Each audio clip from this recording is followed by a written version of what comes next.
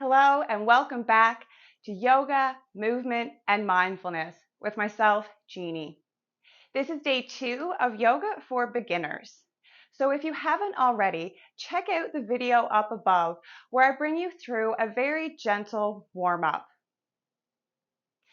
In today's class, I'm going to be breaking down the series of poses that we take to flow through a sun salutation.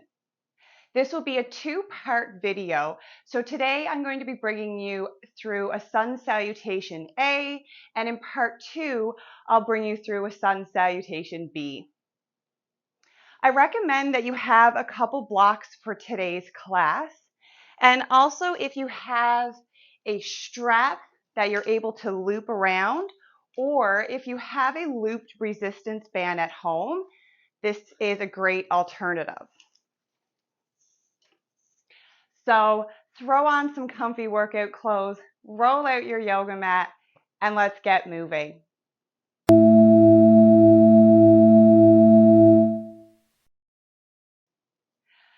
So today we're going to get started standing. We're going to start in mountain pose.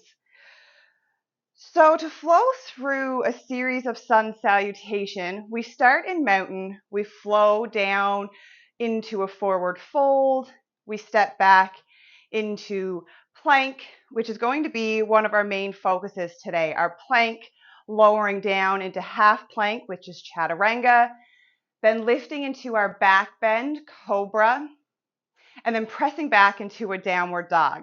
And then learning how to link all that together using our breath, which was one of our focuses in yesterday's class in video 1, learning how to link movement with breath. So starting in mountain pose, standing at the top of your mat, feet can be together or standing hip width apart. Here you have a little bit more stability and better balance. Then start grounding down through your feet. Feel the mat below. And sometimes you'll hear me cue to ground down through all 4 corners of your feet. So that's pressing into the big toe mound, the baby toe mound, and then the outer edges of your heel. Planting your roots. Then working your way up your legs. Legs should be nice and strong with a slight bend to the knees. Engaging the thigh muscles. Then coming to the core. Belly is nice and strong, like someone's about to punch you in the belly. Engage your core. Still able to breathe. Then working our way up the body. Roll the shoulders down your back. Hands are relaxed down the body. Reach up to the crown of your head. Stand nice and tall. Mountain pose. Sometimes you'll hear this be called Tadasana, which is Sanskrit for mountain, one of the languages that you hear throughout yoga, and I also use some of that language throughout my classes. So from mountain pose, using our breath, we're going to breathe in to reach the arms up overhead, reaching through the fingertips. Trying not to arch your back, but just practice on reaching up first. Then if you're able, you can add that little back bend and look up. From here, we're going to fold and swan dive with a flat back. So stay lifted through your chest as you dive. Then fold into the legs and bend your knees here as much as you need to bring belly to thighs. So this is where you can grab a block. And I like to teach forward fold with a block. So taking the block and bringing it between your belly and thighs, then drape your torso over the block. Now hands can come to a couple more blocks. They can come to a chair, maybe able to relax and grab opposite elbows. And here when you add the block, it just helps the hips relax a little bit more. So you can feel this into the low back. Most people feel this down their hamstrings, down the backs of their legs, and it also helps open up the lower back. So this is your forward fold. From here, release the block and bring them up to the highest setting. And we're going to lift the back up nice and flat, lifting halfway into Ardha. So hands can come to a block or maybe to a chair, whatever helps you find length in your back. So you're not rounding your back to lift, you're lifting through the chest. So even hands can come to knees. And a good way to even practice this at home is to bring hands to a wall and then find length in through your back as you press into the hands. Then work on pulling the crown of the head towards the wall. You can even pause the video here and practice that, and even going in front of a mirror to see the alignment in your back. So there'll be a couple opportunities to pause the video and practice a few moves. So I really invite you to take those opportunities. From here, we're going to step the feet back into a plank and come onto your knees first. We're going to come into tabletop, and if you need to, press back into a child's pose. You can watch me move through some of the poses here and then try doing them yourself, because I don't want you holding a plank too long. So after we step back, we come back into a plank, and there's always the option to stay on to the knees and lower from here. So coming into plank, and in video 1, I talked about hand placement. So really learning how to spread the fingers nice and wide, and then pressing into the first finger and thumb, then pulling up on the middle of the palms, almost like suction cups. Turn the eyes of the elbows in. Then as you press into the hands, notice the shoulders lift away from the ears. So you want nice, strong arms. Pull the belly button to spine, engage your core. Extend from the head and heels, one long line of energy. Plank pose. So again, you can pause the video here, practice a few planks, and then moving on from plank, we lower down into a pose called chaturanga, or half plank. And this is a pose where I really love to grab a couple blocks so you can learn the proper alignment and avoid injury into the wrist. So I like to cue this pose from plank with a shift forward before lowering down. And what that shift forward does is help keep the elbow over the wrist.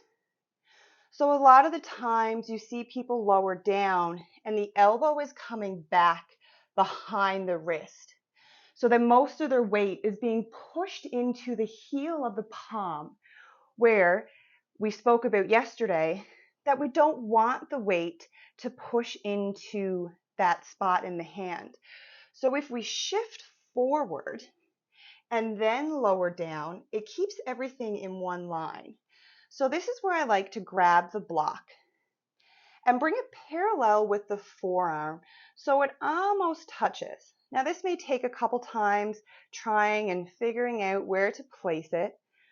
So I'll demonstrate a couple times and then you can pause the video and try it yourself. The second block is to catch your shoulder, just so you can practice the movement, and this helps take a little bit of weight off of the arm. If you even have a third block, you can bring that under the other shoulder.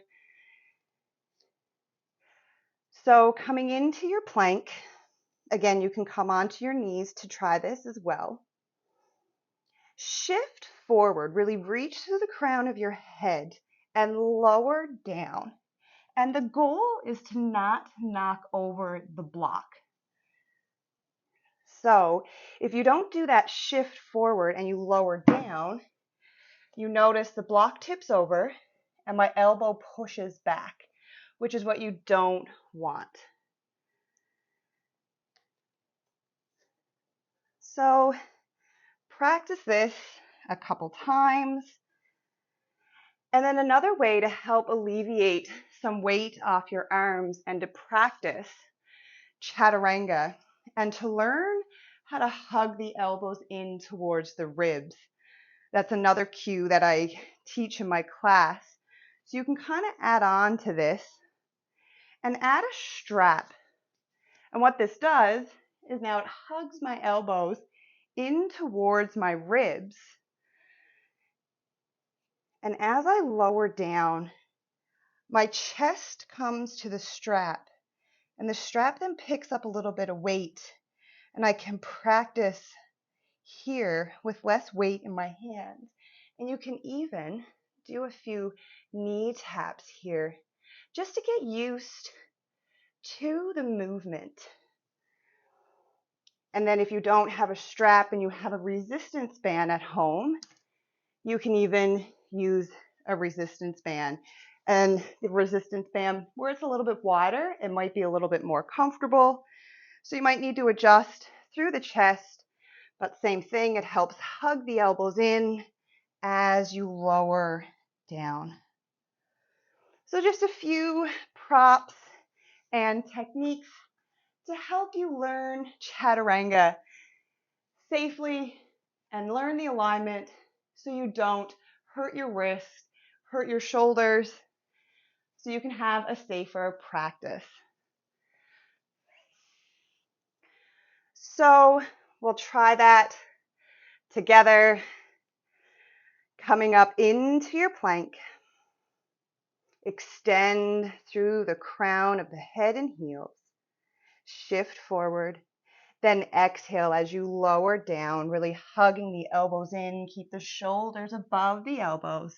Then lower onto your mat. You can untuck the toes. And our next pose, moving on, is cobra. So this is the back bend where you lift the chest, roll the shoulders down the back. So you can keep the elbows bent, coming into a baby cobra. Even option to have forearms on your mat or on a block and come into Sphinx pose. So this gets into the low back, goes down the backs of the legs, helps open up through the chest and shoulders. Taking a breath and really work on rolling the shoulders down the back. A common thing I see in my classes is this hunched shoulders and people kind of collapsing into the shoulders. So really press into the hands, the forearms, to lift the shoulders away from the ears. So coming into full cobra, you can straighten the arms. And then another variation of a back bend in a sun salutation is up dog. So the difference between these two poses is in up dog, you tuck your toes, press into the feet to lift the thighs off of the mat. So this is more of an advanced move. You grow to here as you build strength through your journey. Remember to never compare poses. Practice them how they feel in the body, never pushing into any pain. So from here, we're going to press into the hands, shift the hips back, and lift into a downward dog. Almost to the end of our sun sal. So downward dog, same hand placement, spread the fingers nice and wide. Press into that first finger and thumb. Hands are like suction cups.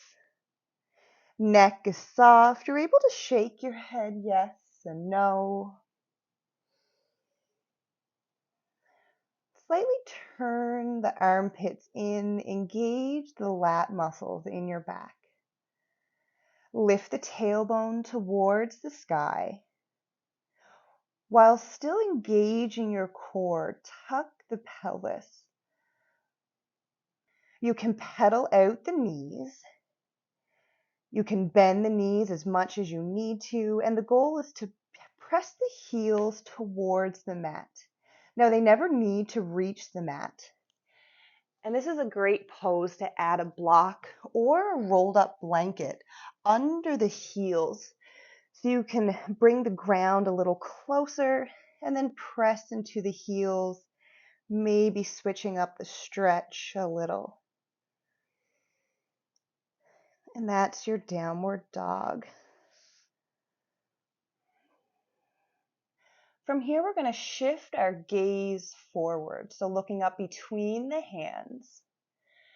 And to start, we're just going to tiptoe, take a stroll to the top of the mat, bringing the feet between the hands, bend the knees, and we're back to our forward fold. From here, we're going to lift halfway into Ardha. Fingertips come to blocks or chase the shins. Flat back as you look towards the front of the room. Exhale, fold. Then breathe in, rise all the way up.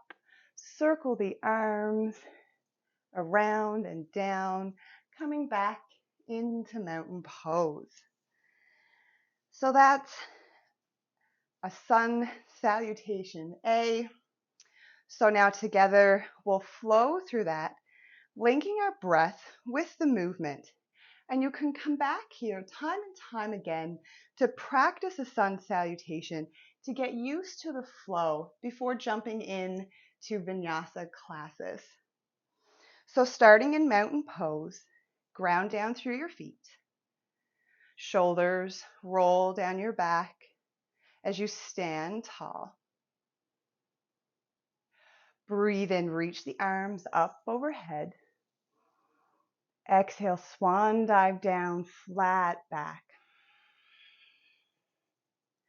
Breathe in, lift halfway to Ardha, extending through the tailbone and crown of the head, fingertips to knees or to blocks. Exhale as you fold into the legs. Press into your hands, step back right, then left into plank. Option to come on to your knees, extend through head and heels. Shift forward, exhale as you lower down. Hug the elbows in, come on to your mat. Breathe in, lift up, cobra or up dog, roll the shoulders down your back, lift the gaze. Tuck your toes, exhale, downward dog. Shift the eyes. Step the right foot forward between the hands, followed by the left. Breathe in, lift up, flat back, Ardha. Exhale to fold. Breathe in, rise all the way up, circling the hands around down to prayer, mountain pose.